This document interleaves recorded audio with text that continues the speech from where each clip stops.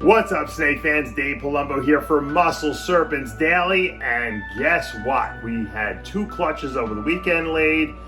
We have stuff hatching in the incubator, so we got a lot to go over today. I'm not going to be playing with ponds and fish and all my other little doohickeys, which I had to do anyway. By the way, I'm getting my ponds, my monster koi pond and my other tropical pond completely redone, cleaned. I might show a video on that on my Muscle Fish channel if you check it out. That's going to be happening tomorrow.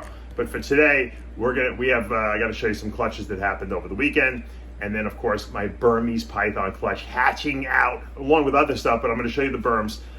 They all haven't come out yet, but we hit some pretty crazy odds on Leucistic. So if you guys are into them, this will be my last clutch I'll be selling because of course the changing of the laws here in Florida. So check those out, and you can contact me if you're interested. All right, let's stop talking. Let's take a look. All right, we got a nice little clutch here, or big clutch, I should say, of eggs. Bunch of little few slugs in there, not too bad. Nice, big, chunky eggs. This is my double het HYPO pied. Like I always say, it's always good to have some good hets.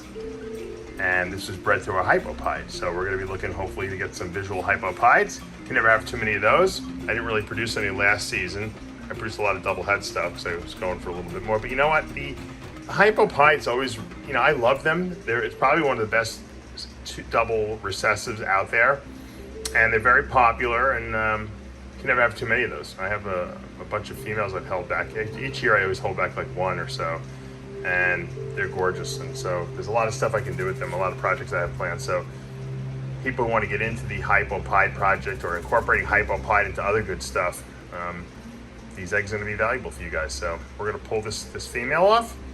It's interesting that she wasn't sitting on the heat. She wasn't sitting back there. She was sitting in the front.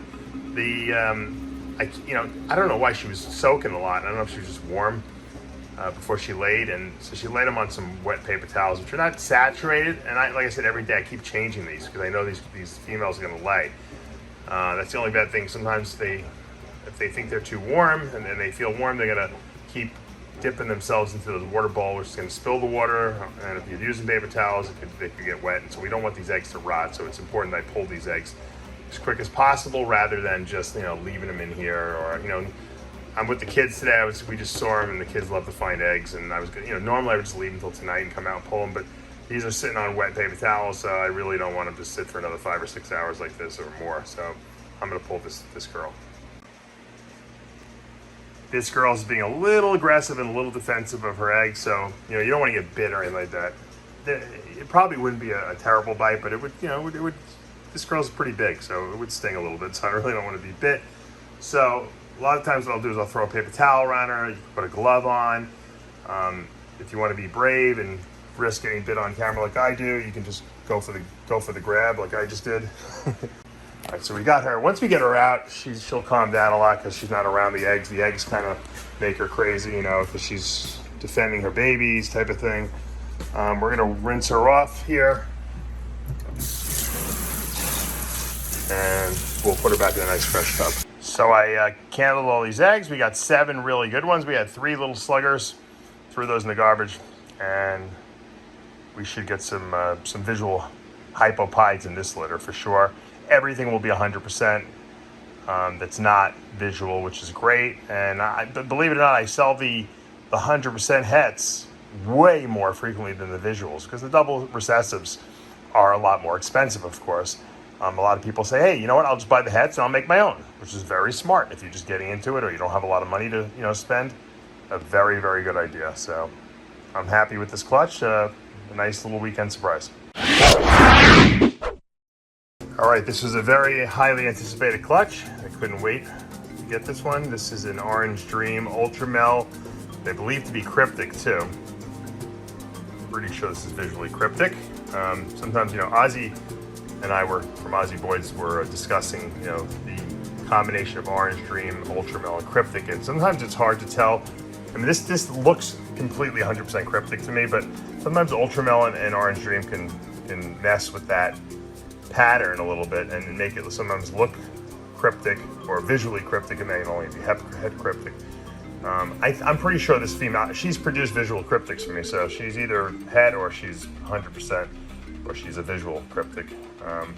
she just laid obviously a nice clutch of eggs. I'm hoping, can't really see them all, but there's definitely some good ones in there. I bred her to, I kind of veered away from what I did last year. This year I bred her to a visual Orange Dream Fire Spider Clown. Obviously clown and cryptic are allelic with each other, meaning that they share the same spot on the DNA strand, and so they create a super form, or acts like a super form. We call it the Krypton. Billy from Mutation Creations, I believe, coined that phrase. I like it a lot, and so hopefully if she is a visual cryptic, we'll produce all Kryptons. Everything will be Krypton in this clutch. If she's het, we'll have 50% of them. We'll be able to see that pretty readily. That's cool because it's het basically for cryptic and it's het for clown at the same time, but visually it produces something kind of cool looking. Obviously, breeding Orange Dream to Orange Dream, we could possibly hit the Super Orange Dream, and then getting Fire in there is going to lighten it up even more. So a lot of cool stuff. And who knows what the spider form that would even look like. I mean, there's going to be some really cool potential here. Let's pull her. And here's the proud daddy. This little boy has made some nice babies for me over the last couple years. This is, of course, the Orange Dream Fire Spider Clown that I purchased from Ozzy years ago. He's in shed, and he's taking a nice deserved break. Hopefully he will have fathered a few good clutches this year, and can't get him into enough stuff. I actually have a male baby of his that's actually, I don't know if I have it listed for sale on Morph Market. I might.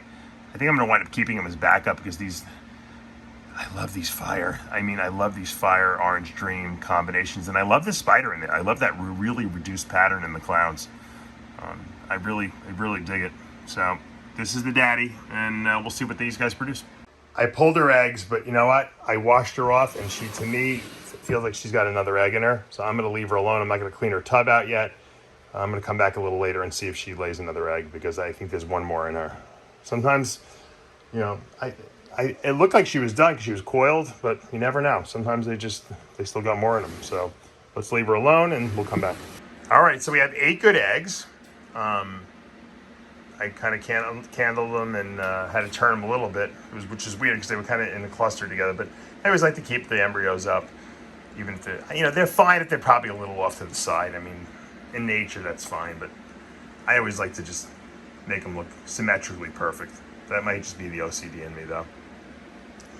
We're going to come back in a little bit. We're going to look a little later, see if she delivered another egg, and we'll add that to the, I made a little room here, so I have one more egg I can fit right there, assuming it's a good one. And I'm happy. 8 eggs is great. If we can get a 9th egg, that's even better. So better chances to get some cool stuff. So love to hit that Super Orange Dream Fire Krypton. Oof, it's going to be great. If we can do it. Of course, everything will be het Ultramel too, which is the bonus plan there. That's what we're trying to do. You know, get the clown cryptic Krypton into the now into this Ultramel project. So this is since they're allelic, it's a nice quick way to do it, but we'll take another whole generation before we actually produce the visual clown forms of these. But this is the first step. Got to breed those hets together. All right, I've had a lot of people asking me about my Burmese python clutch. Well, it's finally hatching out. The whole thing's not out yet, but we got, here's 2 tubs of the 3 tubs. The 3rd tub actually has only 1 hatched out. And we don't want these guys to get away. We have a lot of ivories, which are super hypos. Actually, every snake here is going to be granite because both parents are granite. This is going to be a little tricky here. This guy doesn't want to stay in there. And they're all going. They're running. All right, we got to keep a lid on this. All right, this clutch is behaving itself a little better, so I had to lock these guys up. I got a lot of ivories. Now, the parents were a HYPO granite, double het albino and green being the patternless, albino being no melanin, and it was bred to an HYPO granite, double het albino green. So there's a 50% chance of getting what we call a super hypo, and that's a ivory or black-eyed leucistic. We got a lot of them. We definitely beat the odds on those if we really, I don't know if I really wanted to beat the odds on all those, but it's always cool to have ivories. This one has a little bit of, it's an umbilicus area still being reabsorbed here, so we don't want to bother it too much. This is a beautiful hypo granite. Everything's going to be granite here, even the hypos, because both parents are granite, and that's a recessive. So hypo granites are some of the most, you know, actually, this, yeah, I guess this would be a hypo granite. It has like a purplish look to it almost. I don't know, there's nothing else really that could be in there. So it looks a little darker than a usual hypo granite would be. It's got a little more purple, but that's also, it hasn't shed yet. So once again, we have the ivories here, which are the black-eyed leucistics. So this is going to be my last clutch of berms pretty much. So obviously because of the law change down here, so we're going to be obviously selling all these off. So you guys are interested in these babies, you'll contact me once they get eating. As you can see, they're very big babies with very big eggs, and some of them haven't even come out of the eggs yet. So this one's, I don't want to like bother them too much, but these guys are really frisky. Look at that. They're really frisky. Look at it. Pumped up, pumped up. All right. Actually, in the other, let me see if I can get this lid back on so we don't get any escapees here. These guys are like banging at the lid to get out. They probably feel the sunshine. Let's see if we can lift one of these up and maybe get one out here.